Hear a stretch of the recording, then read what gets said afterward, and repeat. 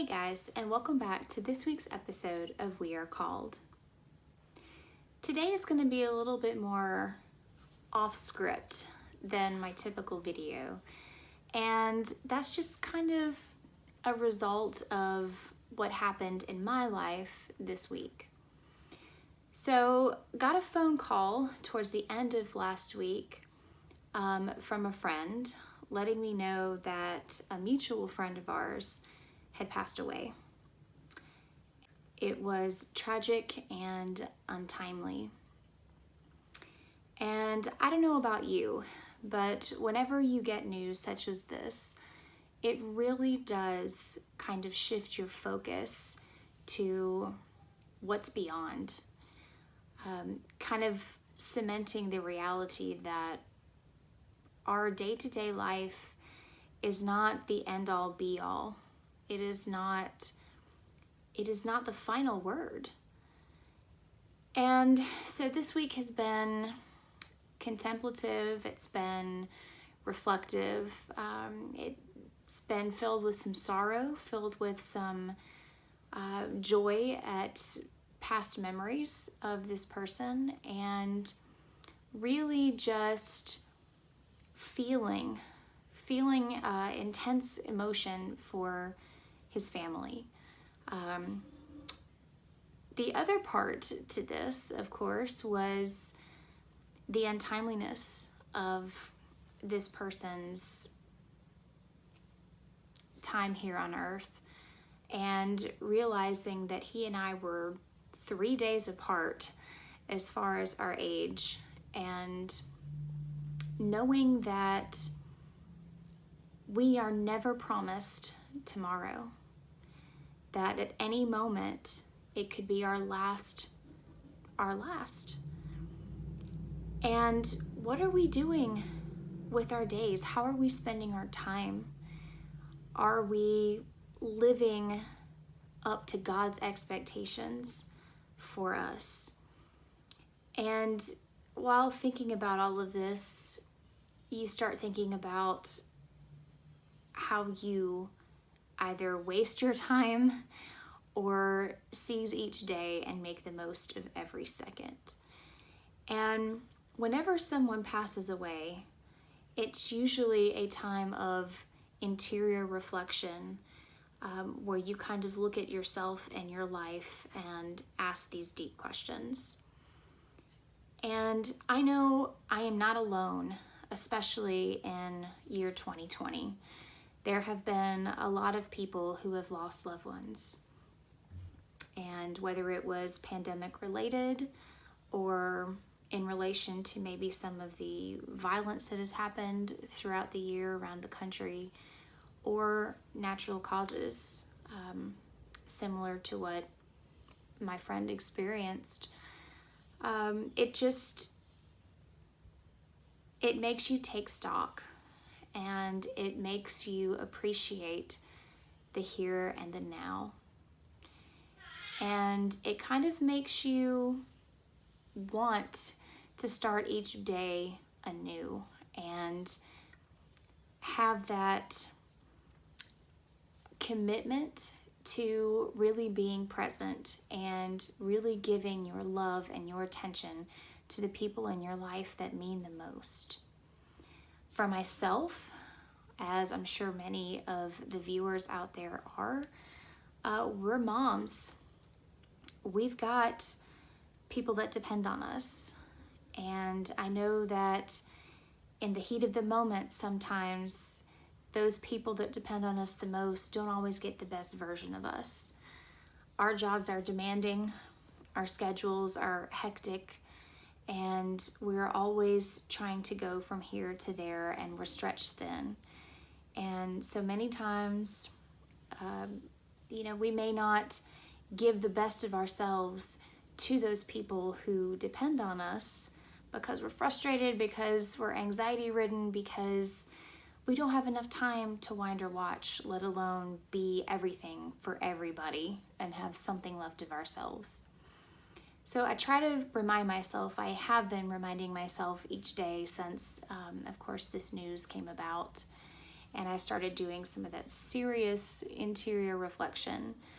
How am I treating the people closest to me? Do they know how much I love them and how much they mean to me? Am I showing them that by my actions and my words? And of course, that extends to your spouse. You know, we've all had moments that we're less than proud of in ways that we've reacted or things that we've said. And in reflecting on the fact that life is short and we are not promised tomorrow, kind of pushes you to be forgiving, to be loving, to be accepting, to be charitable towards your spouse.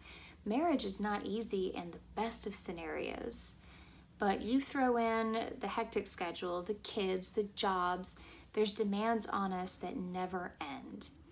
And this year, you know, a lot of people have had that even more exemplified with financial strains and job uncertainty with the pandemic. So we're all under a lot of stress.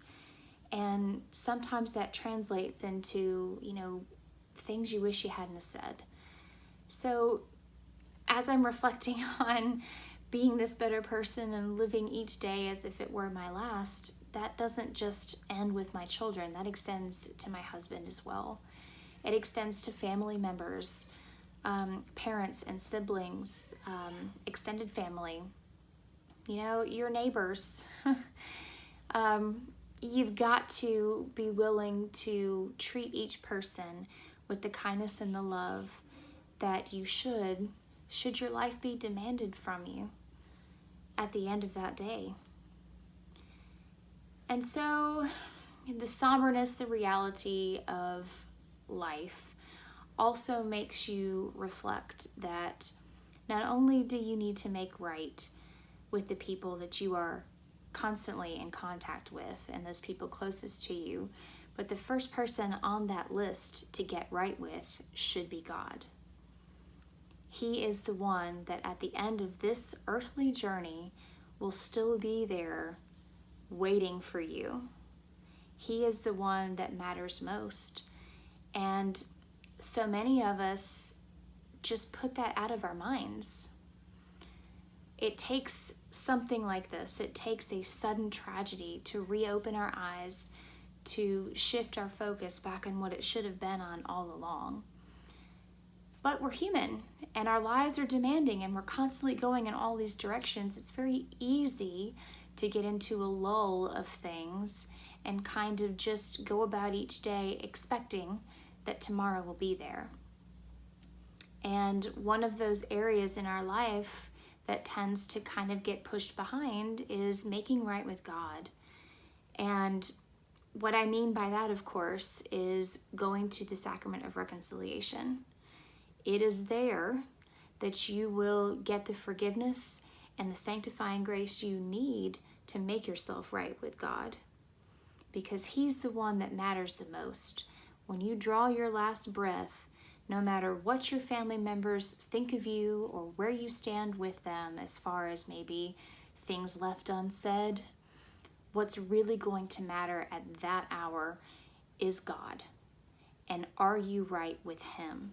Is He the one that you try to please overall with every day of your life? And of course, you know, that extends to how did you treat your family? How did you treat your neighbor?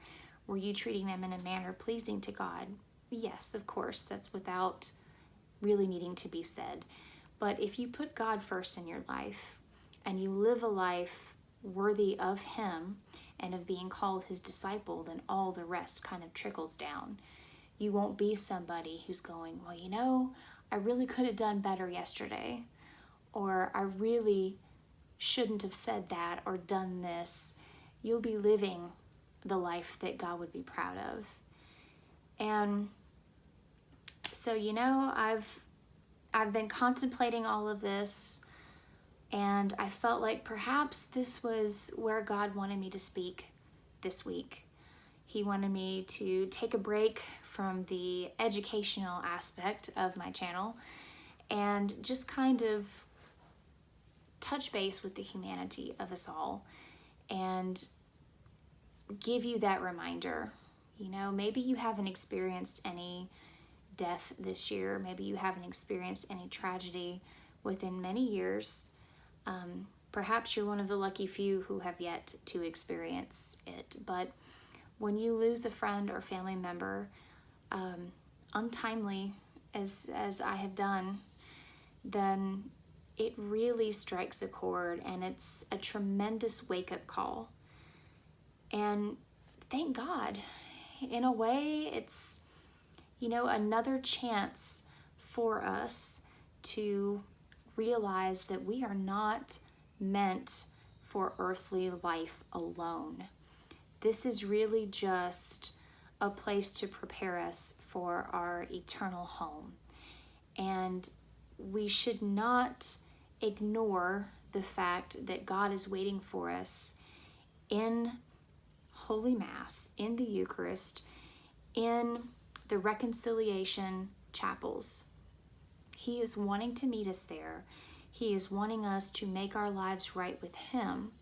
And each time that we go, He gives us His sanctifying grace, so that in between those moments of visiting Him there, we can sustain that living up to His expectation, living, as Matthew Kelly would say, the best version of ourselves.